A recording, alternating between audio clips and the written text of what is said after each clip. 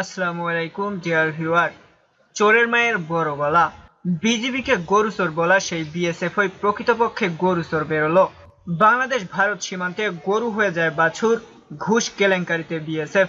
ভারতীয় সীমান্তরক্ষী বাহিনী বা বিএসএফ নিজেরাই ভারত থেকে ঘুষের বিনিময়ে বাংলাদেশে গরু পাচারের সঙ্গে জড়িত বলে উঠে এসেছে দেশটির কেন্দ্রীয় গোয়েন্দা সংস্থা সিবিআই এর তদন্তে। জানা গেছে, এজন্য বিএসএফ কাগজ কলমে গরুকে বাছুর বানিয়ে গরু পাচারকারী চক্রকে সহায়তা করে। গরু পাচারে সহায়তা করে বিএসএফ ও ভারতের কাস্টমসের অসাধু কর্মকর্তারা রোজগার করে কোটি কোটি টাকা। ভারত বাংলাদেশ সীমান্ত দিয়ে গাবদি পশু পাচারের তদন্তে নেমে এমনটাই জানতে পেরেছে কেন্দ্রীয় গোয়েন্দা সংস্থা সিবিআই। পাচারের এই ঘটনার সঙ্গে জড়িত রয়েছেন বিএসএফ, কাস্টম সহ ভারতের বিভিন্ন দপ্তরের একাধিক সরকারি কর্মকর্তা। তাদের বিরুদ্ধে দুর্নীতির অভিযোগ এনে এ রাজ্যে গরু পাচার নিয়ে এফআইআর দায়ের করে তদন্ত শুরু করেছে সিবিআই। বিএসএফ এর কমান্ড্যান্ট পদমর্যাদার কর্মকর্তা সতীশ কুমারকে এ চক্রের মূল অভিযুক্তদের অন্যতম প্রধান অভিহিত করে একটি এফআইআর দায়ের করা হয়েছে। 2015 এর ডিসেম্বর থেকে 2017 এর এপ্রিল পর্যন্ত সতীশ কুমার পশ্চিমবঙ্গ রাজ্যের বিএসএফ 36 নম্বর ব্যাটালিয়ন কমান্ডার ছিলেন। সতীশ কুমার কমান্ড্যান্ট থাকাকালে 16 মাসে তার বাহিনী মালদহ এবং মুর্শিদাবাদ জেলায় বাংলাদেশ সীমান্তে বাজেয়াপ্ত করেছিল প্রায় 20,000 গরু। কিন্তু বাজেয়াপ্ত করা সেই গরুকে বিএসএফ এর সরকারি নথিতে করা হচ্ছিল বাছুর। এরপর কম দামে সেই বাছুর নিলাম হতো স্থানীয় বাজারে, আর নিলামে সেই গরু আবারও কম দামে কিনে নিত মুর্শিদাবাদের পাচারকারীরা। এরপর ওই গরু আবার সীমান্ত পেরিয়ে পাচার হয়ে যেত বাংলাদেশে। এতে বিএসএফ পেত গরু প্রতি 2,000 টাকা আর 500 টাকা কাস্টম পেত।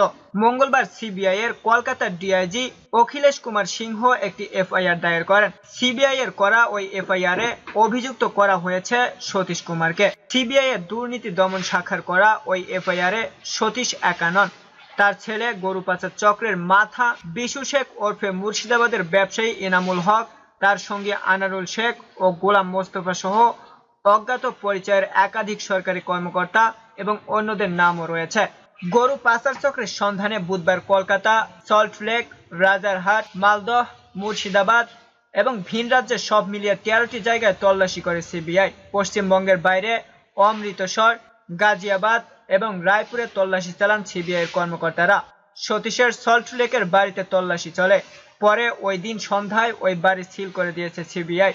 সতীশ বর্তমানে ছত্তিশগড়ের রায়পুরে কর্মরত, সেখানেও তল্লাশি চালান গোয়েন্দারা। সিবিআই হানা দেয় তার গাজিয়াবাদের বাড়িতেও। এছাড়াও মুর্শিদাবাদের কুলিয়াগাছিতে অভিযুক্ত এনামুলের গ্রাম, তার সিন্ডিকেটর 2 সাকরেত গোলাম মোস্তফা এবং আনারুল শেখের বাড়িতেও তল্লাশি চালান গোয়েন্দা বাহিনীরা। বিএসএফ এর অন্য এক কমান্ড্যান্ট জিবু ডি ম্যাথিউ 2018 সালে বিপুল অঙ্কের হিসাব বহির্ভূত টাকা পয়সা সহ ধরা পড়েন। সেই তদন্তে উঠে আসে ওই বিপুল অঙ্কের টাকা তিনি ঘুষ হিসেবে পেয়েছিলেন গরু পাচারকারী সিন্ডিকেটের কাছ থেকে। জিবুকে জেরা করেই সেই সময় গ্রেপ্তার করা হয় মুর্শিদাবাদের ব্যবসায়ী এনামুল হককে। এনামুল হক ওই মামলায় পরে জামিন পান, কিন্তু জিবু এবং তার বয়ানে উঠে আসে সতীশ কুমারের নাম। ঘুষের উৎস জানতে 2018-তেই সতীশের বিরুদ্ধে একটি প্রাথমিক অনুসন্ধান শুরু করে সিবিআই। অনুসন্ধানে দেখা যায় বিএসএফ এর সঙ্গে গাঁটছড়া বেঁধে হাজার হাজার গরু পাচার করেছে বিশু সিন্ডিকেট। মোটা টাকার বিনিময়ে সীমান্ত খুলে দেওয়া হয় গরু পাচার করতে। বিএসএফ এর হাতে প্রায় 20,000 গরু ধরা পড়লেও একবারও কোনো গাড়ি বা কোনো পাচারকারী ধরা পড়েনি। গাড়ি বাজেয়াপ্ত করলে সেই গাড়ির মালিককে কোথা থেকে গরু বোঝাই করা হয়েছে এ ধরনের প্রশ্ন ওঠে। পাচারকারীদের সঙ্গে আঁতাতের জন্যই সেই সূত্র কোথাও রেখে দেননি তারা।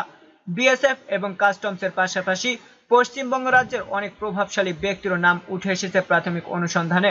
ওই প্রভাবশালী ব্যক্তিরাও বিএসএফ এবং কাস্টমসের কর্মকর্তাদের মতোই লাভবান হয়েছেন গরু পাচারের সিন্ডিকেট থেকে।